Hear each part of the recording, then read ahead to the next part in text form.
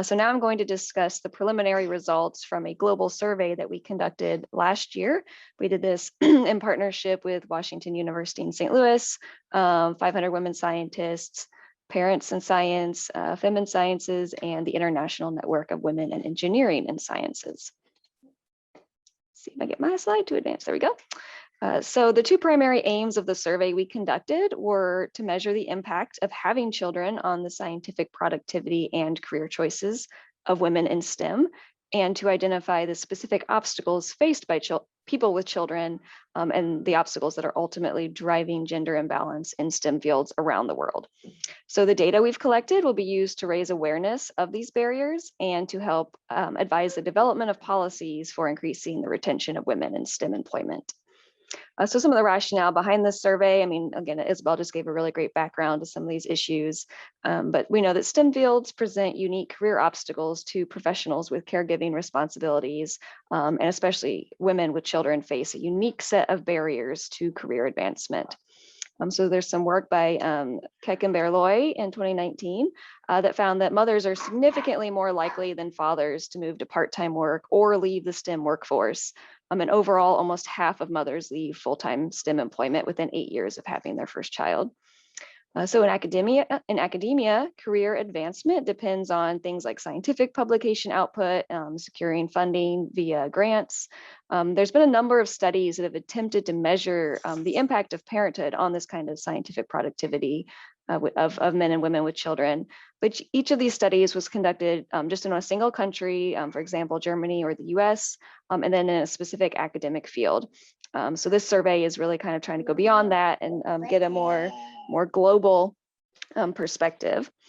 So we had two hypotheses going into the survey. The first being that work productivity in mothers decreases after having or adopting a child, but the father's productivity remains unchanged and is similar to that of people without children. And then the second hypothesis was that mothers, but not fathers, face bias and discrimination in the workplace. So our survey was split into 4 different sections. The first being personal information. Career progression was the second section. And then the third was childcare, and the fourth was work-life balance. And so not all respondents were directed to all sections. It depended on their answers kind of regarding their parental status. We had 55 total questions, a few of those being open-ended questions.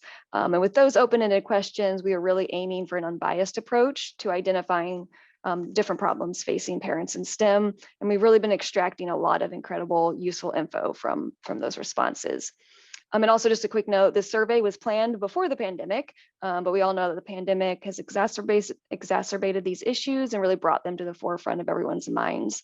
And so with the survey, again, it was just our aim to raise awareness of these issues and identify specific problems, and then to encourage other organizations to do the same. So now I'm going to start walking through some of the preliminary results, just again, emphasis on these being preliminary.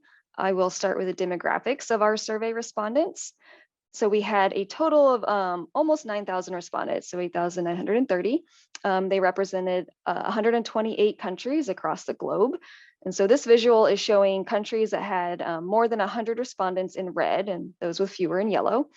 The countries with the highest response rate were the United States, France, Germany, the UK, and Australia. We had somewhat lower participation in places like Africa and South America, partly because of the pandemic, but also because they may have been experiencing some survey fatigue. We had Brazil and Colombia were running surveys related to the pandemic. The Organization for Women in Science for the Developing World in Africa ran a similar survey. So again, there may have been some survey fatigue there.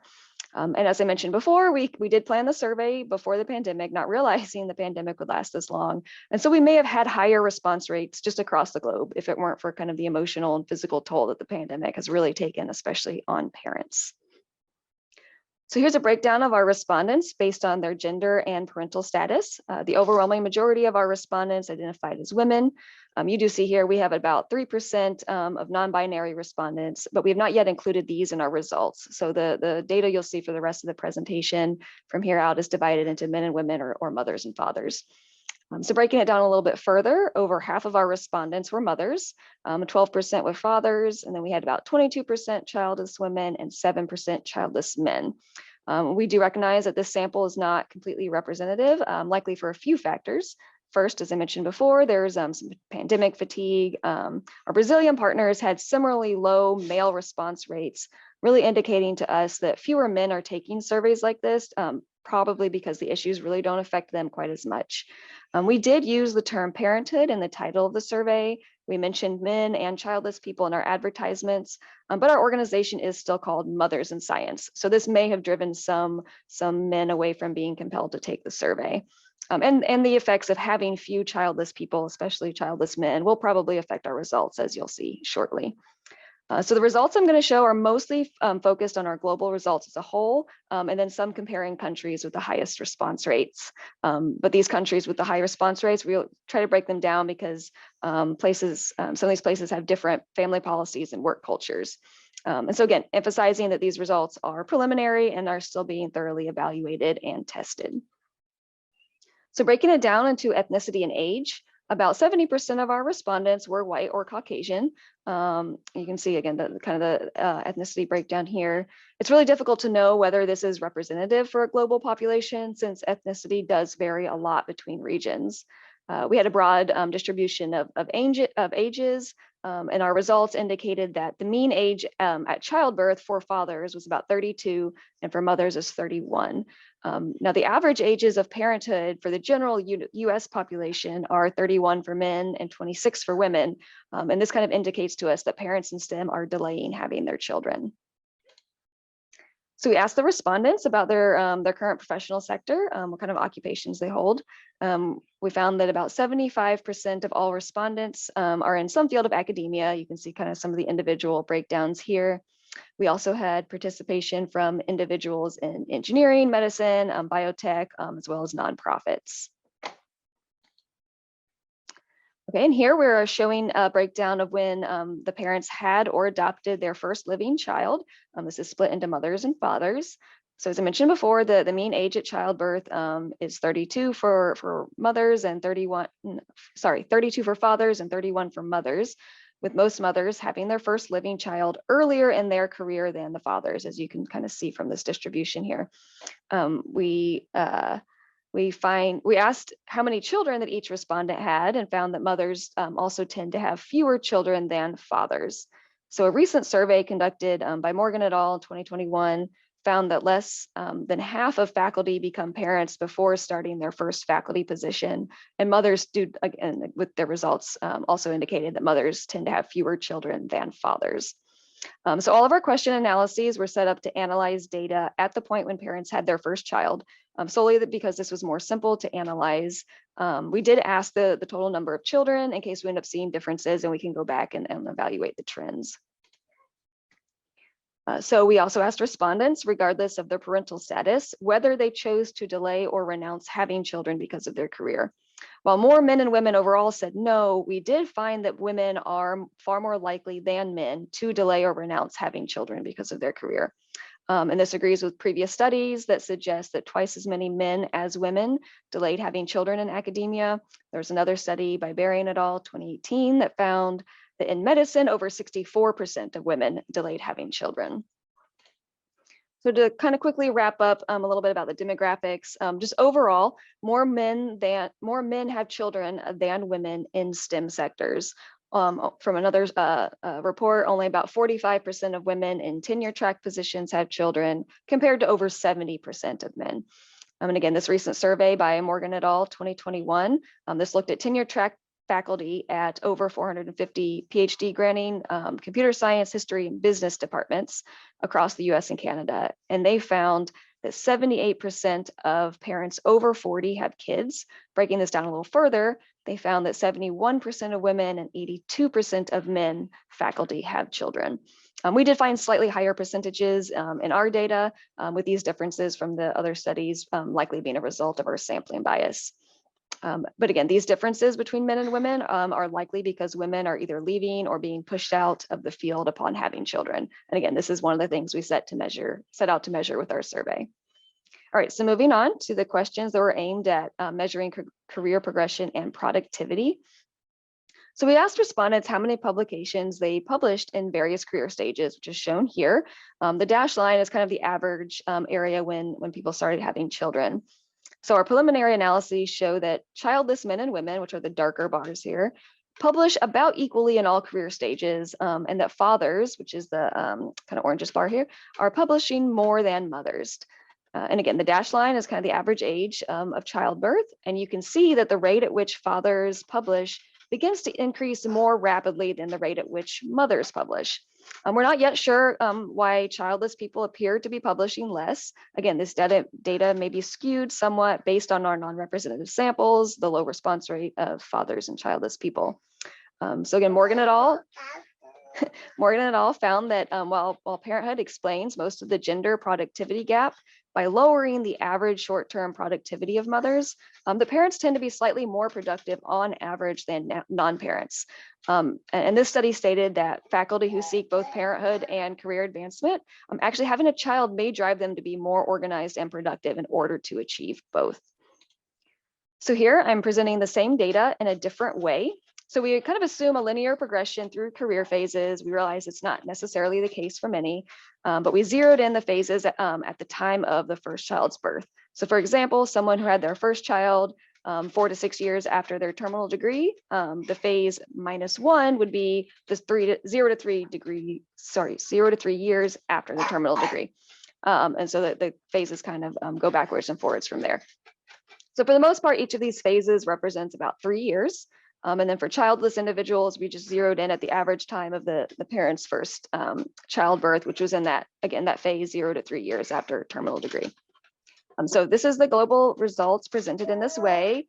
You can see that mothers and fathers, again, publish at similar rates until they have children. And then that gap between mothers and fathers starts to widen. Childless people maintain a pretty steady gap in the same time periods. And then even here, we can see that mothers are publishing less than childless men and fathers. And so again, Morgan et al. Found that before children, the productivity rates of men and women are similar. But even in this period of time, faculty of both genders who go on to have children are slightly more productive on average than faculty who don't have children. But the productivity of mothers does tend to increase immediately after childbirth compared to non-mothers or men. And there also could be some selection effects due to individuals possibly leaving academia due to parenthood before they're actually measured by these kinds of studies. And we cannot yet say that this data is conclusive. So we do need to compare the mean for mothers and fathers and see how much this gap is actually increasing after birth. So we're still running the statistics. We're going to be doing a comparative interrupted time series analysis test. And we also may not just have enough sample data to adequately assess childless individuals. One second. All right. All right, and then here I'm showing the same results broken down into different fields. We do see that the trends are very similar regardless of the field. And we have started looking at the same kind of data for grant submission rates, but we're still kind of looking into that and assessing some trends. So I'm not going to show that here today. All right, moving on to the maternal wall, and I'm going to try to go through these a little quickly because I know I'm running short on time. But we did ask various questions in order to understand the barriers that respondents are facing as they become parents in STEM fields. So we're finding that mothers are less likely to mention that they have children when applying for jobs than fathers are. And this is likely because they stand to suffer more consequences and biases if they reveal that they have children. Similarly, we asked if respondents would mention their parental leave when applying for jobs. So mothers, again, are more likely not to mention that they had a gap because of their leave when applying for jobs. So this is another stigma we need to remove. We need to normalize that women sometimes do have gaps in productivity because they took time off to care for a child. And in fact, it actually should be normal for fathers to do this as well because they need to be contributing to childcare. So again, you can see here that over 40% of fathers who took the survey actually didn't even take a parental leave. Oops, sorry, I went a little too fast. So our preliminary results also indicate that mothers report being offered fewer professional opportunities than their male counterparts. We asked if they were offered fewer or more opportunities after having children. And again, you can see from this chart that women overwhelmingly said that they were being offered less or about the same number of opportunities.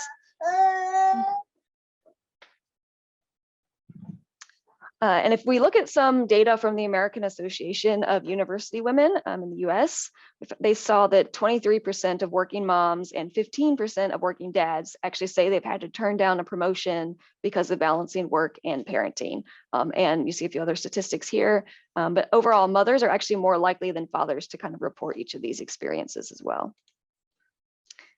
Fathers are also far less likely to feel that their competence has been questioned after returning from parental leave. So this question asked respondents to agree or disagree with this statement, my competence has been questioned after returning from parental leave.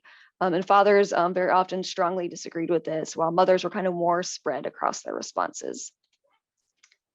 We also looked at how respondents viewed parental leave affecting various things related to their career, such as the types of projects they were able to take on. Here, the application rate of publications or grants or fieldwork and things like that. We found that mothers more strongly agreed that the time away from work for parental leave affected the types of projects and roles they could take on at work, as well as their application rate of things like publications and grants. And men were more likely to disagree with these statements. Similarly, over half of mothers say that parenting negatively impacted their career, and this is compared to only about 38% of fathers. But to end this section on a happy note, about 80% of mothers in our survey reported feeling supported by their partner in their career. And about 85% of fathers reported the same, but again, we did have far fewer male respondents. Obviously, this is not meant to downplay those who do not feel supported, but it is great to kind of see that mothers do feel pretty supported in their STEM careers. And let's see, I've got just a couple of minutes. We did move into exploring gender norms and data regarding parental leave. I don't have time to dive into the details. So instead, I wanted to share some of the anonymous responses from one of our open questions that asked, if you feel parenthood negatively impacted your career, please provide more details.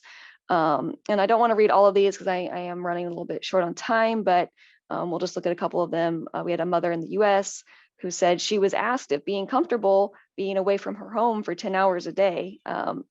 She was asked if she would be comfortable with being away for that long because the job was actually contingent on her response.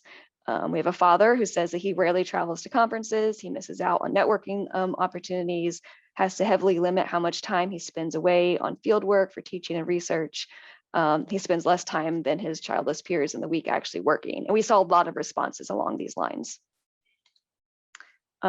We had a mother in Belgium who said she received inappropriate remarks from her supervisor after returning from parental leave, and their supervisor actually said that her scientific writing abilities had deteriorated due to her pregnancy. Okay, sweetie. So again, we got a lot of comments like this, just really indicating some of the negative effects of parenthood on careers. And finally, just to conclude, so the data again that I've shown today is mostly descriptive. We are working on doing more correlation analyses to try to understand what's causing these differences between mothers and fathers. We still have a lot of data and questions to look at, things like age, gender, ethnicity, field, country, marital status, etc. There's a lot of different factors we're going to try to incorporate into these analyses. But again, based on these preliminary results, we are seeing that the maternal wall is widespread in STEM fields, and fathers are still more productive than mothers. Again, some of the other questions we have yet to analyze are things like the amount of time spent working outside of office hours, which could inform how important academic culture is in causing these gender differences. So things like the pressure to work nonstop. And we know that lack of time is a major problem for parents in academia because of work culture. A lot of people think that to succeed, you need to be working constantly, but obviously parents have less time available. And in some countries, such as Germany, women actually feel pressured or are encouraged to work part-time. And so we got to take into effects, people who are going and working, part-time versus full-time. So again, in conclusion, the problems facing parents in STEM, they are universal, they're global, but they can be identified and solutions can be created. And so there's a lot more research that's needed to identify this problems in specific countries, in specific STEM sectors. So again, we need to raise awareness of these problems to break stigma and stereotypes. And so with that, I will end, and thank you very much.